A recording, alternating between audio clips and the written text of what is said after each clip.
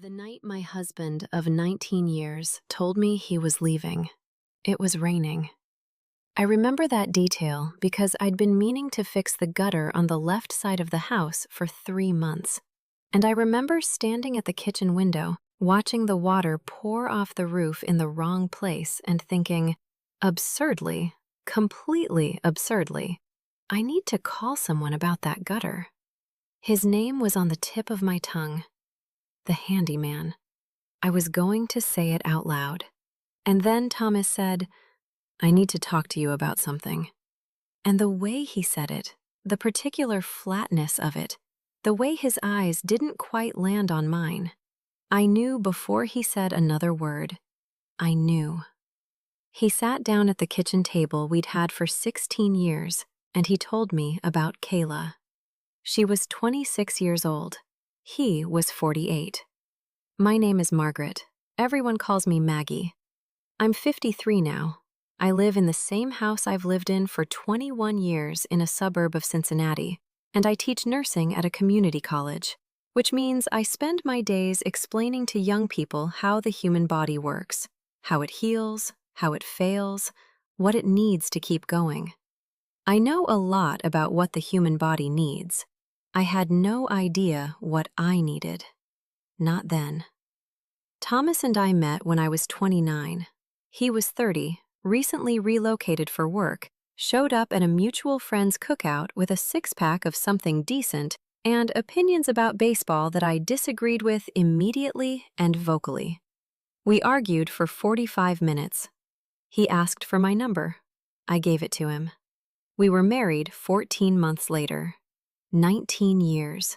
2 kids, our daughter Becca, who's now 24 and lives in Seattle, and our son Ryan, who's 21 and finishing his last year of college.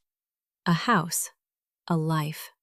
The ordinary accumulated weight of 2 people who had been, for most of it, genuinely happy. I want to say that clearly because I think it matters. We were genuinely happy. Not perfect. Nobody's perfect, but happy in the real way, the everyday way. Sunday mornings and arguments about whose turn it was to call the plumber, and inside jokes that had lost their original context and inside referenced each other so many times they'd become their own language. I thought we were happy the week before he told me. I've done a lot of thinking about that since. Kayla worked at the firm where Thomas was a senior partner. She'd been there for 8 months. She was 26. He was 48. She had, according to the photograph I found later on his LinkedIn connections, very long hair and very good cheekbones, and the particular confidence of someone who has not yet had enough time to accumulate self-doubt. I don't blame her. I want to say that too. She was 26. At 26, you don't fully understand what you're walking into. Thomas was old enough to know better. He sat at our kitchen table and he told me he'd been unhappy for a while, that he felt like he'd lost himself somewhere in the last decade, that Kayla made him feel alive in a way he hadn't felt in years. Alive. That word. I sat across from him and I thought about all the ways I had been alive with him. The year we'd spent renovating this kitchen ourselves because we couldn't afford to hire anyone, covered in plaster dust, laughing at something I can't even remember now. The night Ryan was born, and Thomas held him with shaking hands and said, "Oh my God," so quietly that only I heard it. The Wednesday evenings we'd started going on walks together about 5 years ago, just because, for no reason, and somehow it had become the thing I looked forward to most in a week. He felt alive with a 26-year-old colleague. I nodded. I said very little. I asked him to sleep in the guest room. He moved out 3 weeks later. Divorce, when you've been married for 19 years, is not an event. It's a climate. It changes everything slowly. The way the house sounds at night. The way you go through a whole Sunday without speaking to another adult. The way you open the refrigerator and realize you've been buying food for 2 people out of habit, and you are 1 person now. The way you walk through rooms that still have both your fingerprints on them. Thomas wanted the divorce handled quickly. He had an attorney, a good one, which told me something about how long he'd been planning. And he was, in the language of people who have decided to leave, reasonable. He didn't fight about the house. He was fair about finances. He said more than once that he hoped we could remain friendly. Friendly. Becca called me the night Thomas told the kids. She was furious in a way I hadn't heard from her since she was 17. That cold, particular fury young women develop when they realize the world isn't operating according to the rules they were taught. "He's having a midlife crisis," she said. "That's literally what this is. It's a cliché, Mom. He's a walking cliché." Becca, don't defend him. I'm not going to be the person who has that conversation. Someone should. Ryan was quieter. He called me 2 days later, and we talked for an hour about nothing important. And at the end, he said, "Are you okay?" And I said, "I will be." And I meant it as a goal rather than a statement of fact. The thing about grief, real grief, the kind that comes from losing a life you built rather than a person, is that it doesn't announce itself cleanly. It shows up sideways. I'd be fine for a week, and then I'd hear a particular song in the grocery store, and I'd have to stand very still in the cereal aisle for a moment. I'd wake up at 3 in the morning, convinced I'd forgotten something important, some bill unpaid or appointment unmissed, and slowly realize the only thing I'd forgotten was how to sleep through the night. I saw a therapist. I went back to the gym. I had dinner with friends who showed up reliably and others who didn't, and I took note of which was which. I fixed the gutter, hired someone to do it in November, 2 months after Thomas left, and stood in the front yard watching the guy work and felt something that I can only describe as clarifying. Like the gutter was a metaphor I was tired of, and I was glad to have it resolved. It rained that night. The water went where it was supposed to go. Small victories. Meanwhile, Thomas and Kayla were apparently moving fast. A mutual friend, Linda, who'd known us both for 15 years and was navigating the loyalty mathematics of divorce with more grace than I could have managed, mentioned, carefully, that they'd moved in together by December. 5 months after he left me. He moved in with her in December. I absorbed that information and went back to my Thursday evening nursing lecture and did not think about it for approximately 48 hours, which I considered a significant personal achievement. The first year was the hardest, which everyone told me and which I didn't fully believe until I was living it. There's a particular experience that divorced people of a certain age share that younger people don't quite understand. The recalibration. The moment when you realize that the identity you'd built, partly, maybe largely, around being someone's partner, now needs to be reconstructed from scratch. Not dramatically, not theatrically, just quietly, piece by piece, like retiling a floor. Who was Maggie without Thomas? What did she like? What did she want her days to look like when she wasn't navigating around someone else's preferences and schedules? I didn't know. I genuinely didn't know. I found out slowly. I started going to a book club that I'd always been vaguely interested in and had never had time for. I redecorated the bedroom, not dramatically, just paint and different pillows, but mine. I started cooking things I liked, rather than compromising toward Thomas's narrower palate. I took a solo trip to Portugal in February, 5 days alone in Lisbon, which was simultaneously terrifying and the best thing I'd done in a decade. I walked everywhere. I ate lunch alone at outdoor cafes and watched people and felt, for the first time since October, like myself. There's a photograph from that trip. I'm sitting at a table in a small square, holding a glass of wine, and I'm not performing happiness, I'm just there, present, existing in my own skin. My friend Paula put it as my phone wallpaper when she saw it. She said, "That's the real you." I said, "I know." I was 51 years old and I was figuring out who I was. Back home, through the relentless social osmosis of a shared community, I continued to receive information about Thomas and Kayla that I hadn't asked for. They were at a firm event. They were at a restaurant Linda happened to be at. They were, apparently, doing fine. I noted it. I moved on. Or tried to. The second year got easier. I settled into the rhythms of my own life, which turned out to be quieter than the life I'd had, and significantly more mine.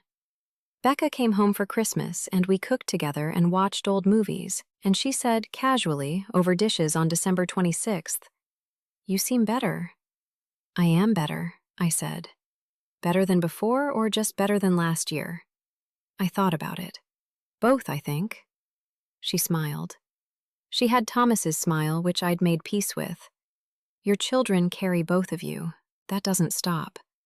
I was teaching a full load. I was sleeping through the night most nights, and I had learned, slowly, with help, at some cost, that a life doesn't have to be shared to be full. And then it was March of the second year, and my doorbell rang on a Saturday afternoon. I was in the kitchen when the bell rang. I was making soup, a project soup, the kind that takes all afternoon and fills the house with something that smells like the better parts of winter. I had a podcast playing, something about the history of cartography, which is the kind of thing I listened to now. I wiped my hands on a dish towel and went to the door. Thomas was standing on my porch. He looked... I want to describe this accurately because I've turned it over many times. He looked like himself, but deflated.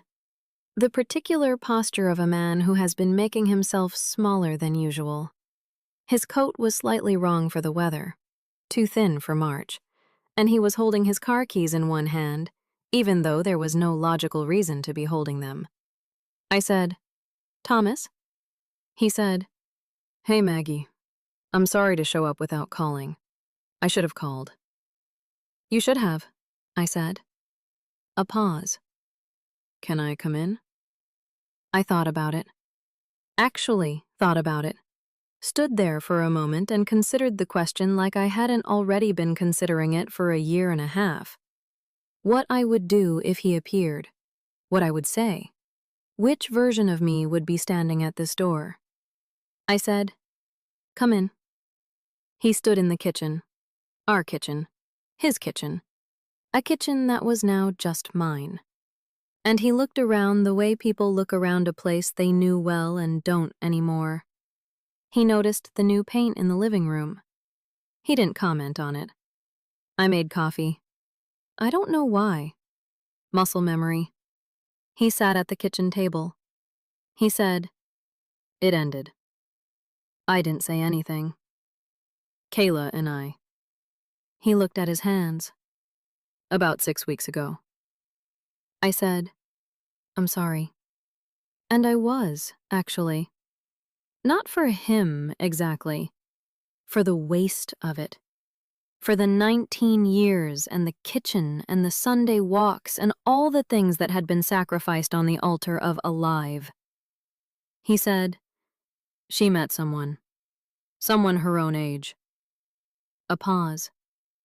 "Turns out 26-year-olds don't actually want to be with someone who's almost 50. I didn't say anything. He said, "I think I've made the biggest mistake of my life." And here's where I want to be careful, because this is the part that people expect to go one way, and it went another. I didn't feel triumphant. I want to say that clearly. There was no rush of satisfaction, no "I told you so," no internal voice that said karma. What I felt was something much quieter and in some ways more complex. I felt sad. Not for me, for him, for what he'd walked away from and couldn't walk back into, for the person he'd been before he decided that alive was something that had to come from outside instead of being built from within. And I felt something else underneath the sadness. I felt clear. I want to tell you what I said because I spent a long time figuring out how to say it. He sat at my kitchen table and told me he'd made the biggest mistake of his life. He told me he missed me, missed the house, missed what we'd had. He said it with the particular humility of a person who has been correct about their own wrongness and hasn't yet figured out what to do with it. He said, "I don't know if there's any chance, Thomas." I said his name quietly, not unkindly. "I need to stop you there." He stopped. "I hear you," I said. "I believe that you mean what you're saying. I believe that you understand what you walked away from." I looked at him. "But I spent the last 2 years figuring out who I am without you, and I really like who that is." He looked at me. "I'm not saying that to hurt you," I said. "I'm saying it because it's true, and because I don't want to go backward. I've done too much work going forward." He nodded, slowly. "I'm not your answer, Thomas. I was your answer for a long time. I'm not anymore." He sat there for a while. He drank the coffee. We talked, not about us, just talked. The way you talk to someone you knew for a very long time and know the shape of. He asked about Becca, about Ryan. I asked about his mother, who'd been having some health issues. It was almost normal.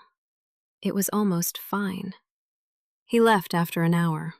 At the door, he said, "You really are okay." "I really am," I said. "I'm glad." "I know you are." He walked to his car. I stood in the doorway until he drove away. Then I went back to my soup, which had been simmering through all of it, and smelled exactly right. I called Becca that evening. She said, "He showed up?" "He showed up." "What did you say?" I said no. A pause. Then she said, "Mom." "What?" "That's the most badass thing you've ever done." I laughed. Really laughed. The kind that comes up from somewhere genuine. I said, "I know." I'm 53 now. 2 years past the day Thomas sat at my kitchen table and told me about Kayla, and 2 years past the Saturday afternoon he came back. The house is mine in a way it wasn't before. Not legally. It was always legally mine after the settlement. But in a deeper sense. The rooms have my choices in them now. My books on the shelves in the order I put them. The paint colors I picked. The Sunday mornings that are slow and mine and don't have to be negotiated. I went back to Portugal last summer. Brought Paula this time. We walked the same streets I'd walked alone 2 years earlier, and I showed her the cafe in the square, and she took a photograph of me at the same table. Same wine. Same light. Different woman. I'm teaching a new course this semester, end-of-life care, which sounds heavy, and is, but which turns out to be one of the most meaningful things I've done professionally. There's something clarifying about spending time at the edges of life. You come away understanding what matters in the middle of it. Thomas is, as far as I know, navigating his way through whatever comes next. I hear about him occasionally through the kids, through Linda. I don't seek it out. I don't avoid it.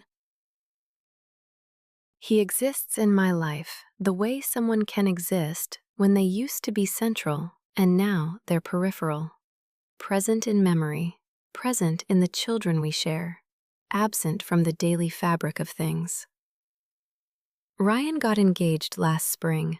His fiancée is lovely, warm and funny and slightly chaotic in exactly the way he needs. Thomas and I sat on opposite sides at the engagement party and made polite conversation when we overlapped, and it was fine. Genuinely fine, not performance fine.